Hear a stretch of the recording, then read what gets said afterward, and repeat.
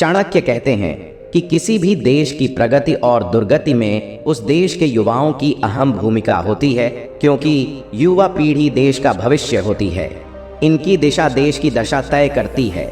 अगर ये सही राह पर नहीं होंगे तो खुद का भविष्य तो बर्बाद होगा ही, यह राष्ट्र के लिए भी नुकसानदायक होगा। चाणक्य कहते हैं कि युवावस्था में कई चीजें हैं जो उसे भटकाने का काम करती हैं। समय रहते इन चीजों से दूरी नहीं बनाई तो जवानी के साथ बुढ़ापा भी दुख और तकलीफ में बीतेगा। संगत का असर हर इंसान पर होता है, फिर चाहे वो अच्छी हो या बुरी। बुरे कर्म करने वाले लोगों की संगत गलत काम करने के लिए प्रभावित करती है। काम वासना, लड़ाई झगड़ा, नशा आदि चीजें व्यक्ति की लक्ष्य प्राप्ति में बाधा हैं। इनकी आदत पड़ जाए तो व्यक्ति सोचने समझने की शक्ति खो बैठता है और सफलता उससे दूर चली जाती है।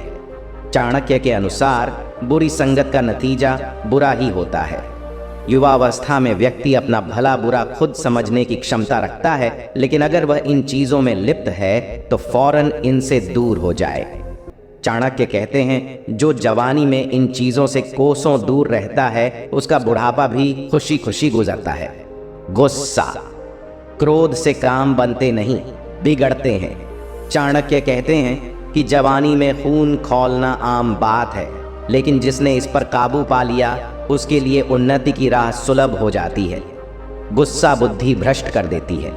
ये ऐसा जहर है जो धीरे धीरे व्यक्ति को खोखला कर देता है।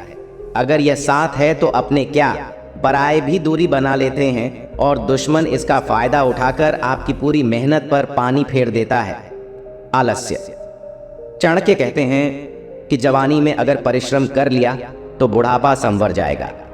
यही वो उम्र होती है जहां आलस्य रूपी दुश्मन व्यक्ति को तरक्की करने से रोकता है। जिसने इस पर काबू पा लिया उसे सफल होने से कोई नहीं रोक सकता। जवानी में जो समय का मूल्य समझ लेता है उसका भविष्य कभी दुख में नहीं कटता। आलसी व्यक्ति को विद्या नहीं मिल पाती है और विद्या के बिना धन नहीं मिलता। धन के बिना जीवन संघर्ष में ही गुजरता है। गरीब औरत जो कभी नहीं हारी। एक बार की बात है, एक गरीब औरत थी जिसका नाम प्रकाश था। वह एक छोटे से गांव में अपने पति और 2 छोटे बच्चों के साथ रहती थी। प्रकाश का पति एक किसान था, लेकिन खेत बहुत उपजाऊ नहीं था और वे अक्सर किसी तरह अपना गुजारा करते थे। एक दिन प्रकाश के पति बीमार पड़ गए। वह काम करने में असमर्थ थे और परिवार की आय तेजी से कम हो गई। प्रकाश को अपने परिवार को बचाए रखने के लिए हर वह चीज बेचनी पड़ी जो वह कर सकती थी।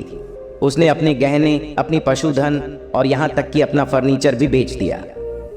एक दिन प्रकाश जंगल में घूम रही थी जब उसे एक बुद्धिमान बूढ़ी औरत मिली। बूढ़ी औरत को पता चल गया था कि प्रकाश परेशान थी और उसने उससे पूछा कि क्या गलत है। प्रकाश ने बूढ़ी औरत को अपने पति की बीमारी और वह कैसे अपने परिवार का समर्थन करने के लिए संघर्ष कर रही थी के बारे में बताया।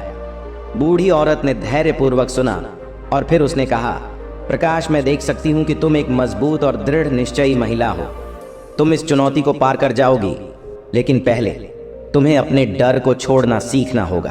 प्रकाश को समझ नहीं आया कि बूढ़ी औरत का क्या मतलब था, लेकिन उसने उसकी सलाह के लिए धन्यवाद दिया और अपने रास्ते पर चली गई।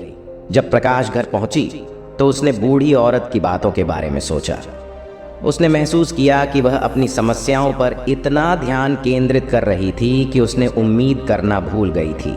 उसने अपने डर को छोड़ने और सकारात्मक पर ध्यान केंद्रित करने का फैसला किया।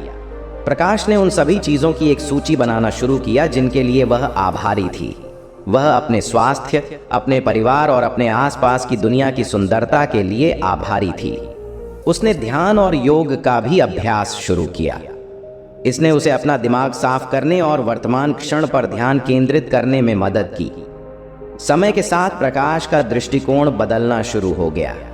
वह अधिक आशावादी और आशा से भरी हुई हो गई। उसने भी नए अवसरों को नोटिस करना शुरू कर दिया। उसने हस्तनिर्मित आभूषण बेचने का एक छोटा सा व्यवसाय शुरू किया और उसने स्थानीय सामुदायिक केंद्र में योग कक्षाएं भी सिखाना शुरू किया।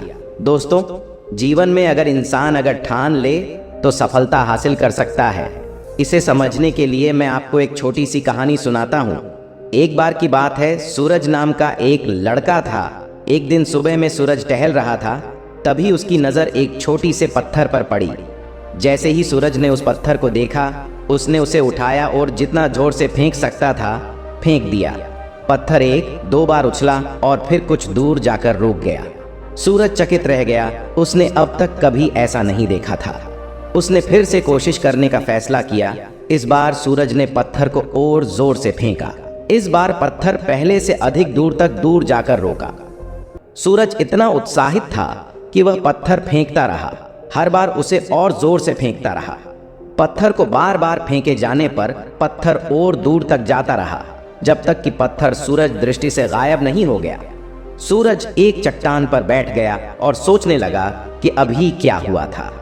उसे एहसास हुआ कि वह छोटा सा पत्थर केवल इसलिए इतनी दूर तक यात्रा करने में सक्षम था क्योंकि उसने उसे ऐसा करने की शक्ति दी थी। उसने जितनी जोर से पत्थर को फेंका, वह उतनी ही दूर तक गया। सूरज को एहसास हुआ कि यही सिद्धांत उसके जीवन पर भी लागू होता है। यदि वह महान चीजें हासिल करना चाहता है तो उसे खुद को ऐसा करने की शक्ति देनी होगी। उन्हें अपने लिए चुनौतीपूर्ण लक्ष्य निर्धारित करना होगा और फिर उन्हें हासिल करने के लिए कड़ी मेहनत करनी होगी। सूरज ने खुद से वादा किया कि वो अपने सपनों को कभी नहीं छोड़ेगा। वह कड़ी मेहनत करते रहेंगे और खुद पर विश्वास करना कभी नहीं छोड़ेंगे। वह जानता था कि यदि उसने ऐसा किया तो वह सब कुछ हासिल कर सकता है जो उसने ठाना है। इस कहानी से हमें ये सीख मिलती है कि आप जो भी ठान लोगे उसे हासिल कर सकते हैं, बशर्ते आप खुद पर विश्वास रखें और कभी हार न मानें। आप जितनी मेहनत करेंगे उतना ही आगे बढ़ेंगे। अपने लिए चुनौतीपूर्ण लक्ष्य निर्धारित करने से कभी नहीं डरें। खुद पर विश्वास रखें और अपने सपनों को कभी न छोड़ें।